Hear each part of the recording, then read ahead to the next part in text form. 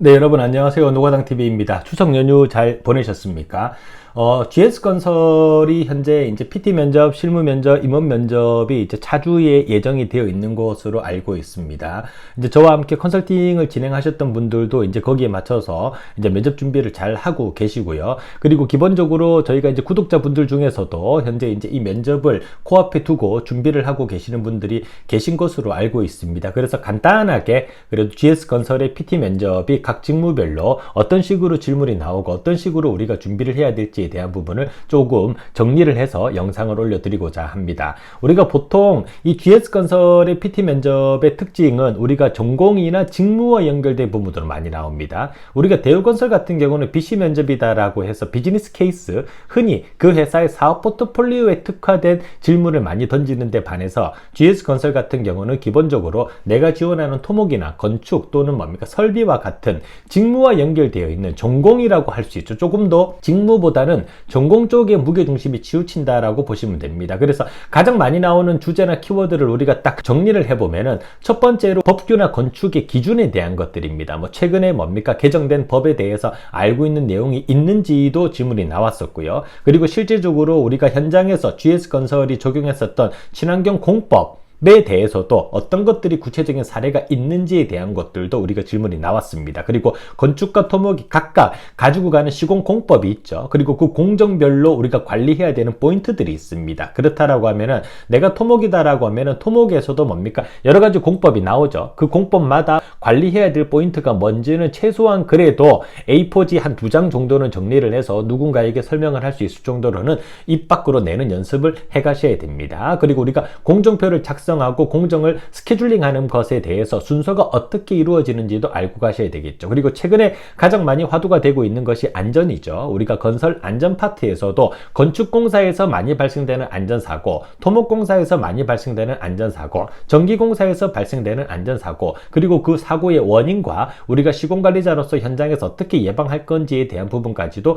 끄집어 들어가야 됩니다. 그리고 현장에서 우리가 비용을 절감할 수 있는 방법, 그러니까 똑같은 사람이 공사를 하더라도 누군가는 7천억의 공사를 끝내고 누군가는 6천억의 공사를 끝낼 겁니다. 그러면은 그 1천억이라고 하는 비용을 절감하기 위해서 우리가 현장에서 그 의견을 제시하고 솔루션을 현장에 접목을 시켜야 되겠죠. 거기에 따른 비용 절감 방법, 원가 절감 방법이죠. 그리고 우리가 기본적으로 공사비라고 하는 기성을 어떻게 관리해야 되는지에 대한 부분까지도 우리가 답변을 준비를 해가야 됩니다. 그래서 이전에 나왔던 예시 문장을 보게 되면은 특정 공정에 대해서 언급을 하고 그 공정을 관리할 때 중점적으로 어떤 항목을 체크할 것인가, 예를 들어서 ALC 공정에 대한 부분을 설명해 보아라, 또는 우리가 실제적으로 토목공사 당시에 붕괴 사고가 발생되는 주요 원인이 무엇이라고 생각하냐, 또는 2000평 부지의 건물을 짓거나 기초공사를 수행할 때 예상되는 공기를 산정해라 라고 언급이 나옵니다. 그러면은 건축이나 토목기사를 공부하신 분들은 우리가 실기에서 보셨던 내용을 다시 한번 끄집어내서 확인을 해 보셔야 되겠죠. 그리고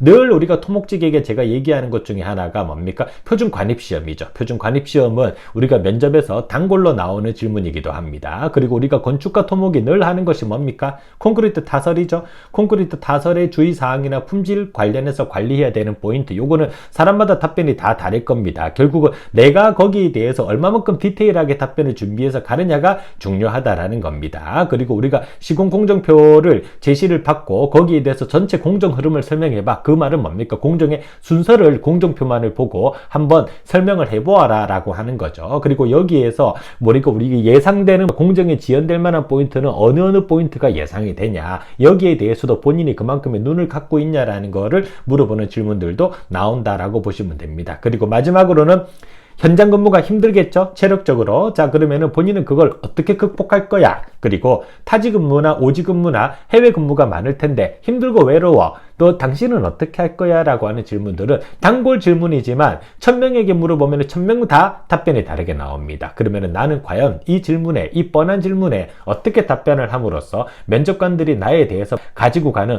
호기심을 증폭시킬지, 나를 선택할 수 있게 만들지에 대한 것도 연습을 해 가셔야 된다라고 보시면 될 것 같습니다. 자, 그러면 우리가 기술직 말고 영업이나 해외 입찰 쪽으로 지원하시는 분들도 있겠죠. 이제 그런 분들은 당연히 경쟁사와의 비교되는 GS건설이 가지고 가는 강점에 대한 것도 알아야 됩니다. 우리가 정치적인 리스크나 환율 리스크를 어떻게 관리할지에 대해서도 질문이 나왔었죠. 기출에 보면은 우리가 뭐 세계 경기 침체가 우리가 국내 건설업계에 미치는 영향과 거기에 대해서 대안을 마련해보아라 라고 하는 질문도 있었고요. 최근에 또 중남미 국가가 우리가 신흥국으로 부상이 되고 있습니다. 그 이유가 뭔지에 대한 것도 나옵니다. 그러면은 그 중남미 국가에 있는 대표적인 발주처라든가 거기에서 우리가 실질적으로 가지고 올 수 있는 다양한 프로젝트의 사업 포트폴리오의 포토군, 그렇죠. 그 군 자체가 좋다라는 것을 설명할 수 있어야 되겠죠. 그리고 환율 상승 이슈가 우리가 프로젝트를 계약하거나 수주할 때 어떤 영향을 미치는지에 대해서도 질문이 나왔었고요. 또 역시나 여기에서도 우리가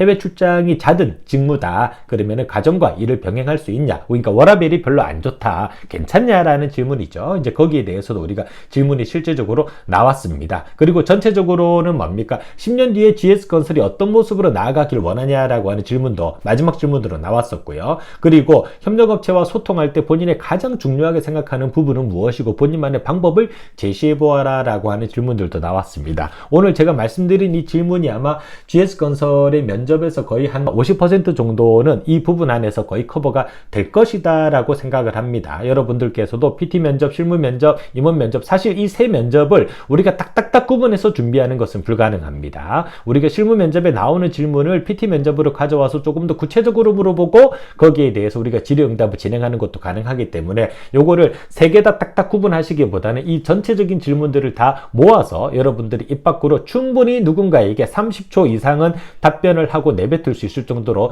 연습을 해주시기를 부탁을 드리겠습니다. 자, 이 영상이 GS건설의 면접을 준비하시는 분들께 큰 도움이 되었으면 합니다. 예, 면접 잘 보시기 바랍니다.